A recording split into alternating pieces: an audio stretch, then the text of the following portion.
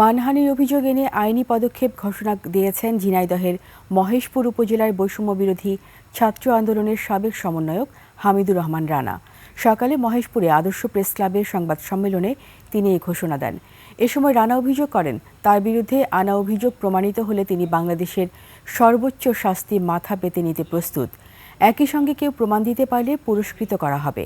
রানা বলেন, তার বিরুদ্ধে 4 তলা বাড়ি নির্মাণ, জমি কেনা, সীমান্তে চোরাচালান নিয়ন্ত্রণ, শিয়া বাটার ও ভিটামিন ই সমৃদ্ধ লিলি হালাল বিউটি সোপ, তারুণ্যময় উজ্জ্বল ত্বকের জন্য।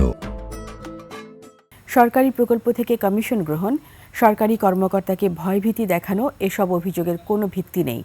সম্প্রতি 2টি জাতীয় দৈনিকে তার বিরুদ্ধে সমন্বয়ক হয়ে বদলে গেছে রানা জীবন, এই শিরোনামের সংবাদ প্রকাশিত হয়।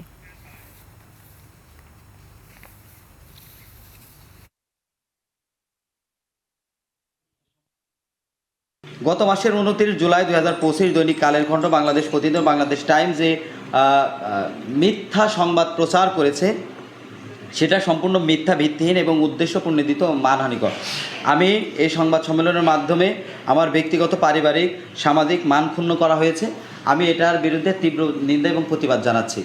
আমার বিরুদ্ধে আনিত অভিযোগগুলো ছিল যে এলাকায় কয়েক বিঘা জমি ক্রয়। আমি আপনাদেরকে আরেকটা কথা বলতে চাই, যে ওই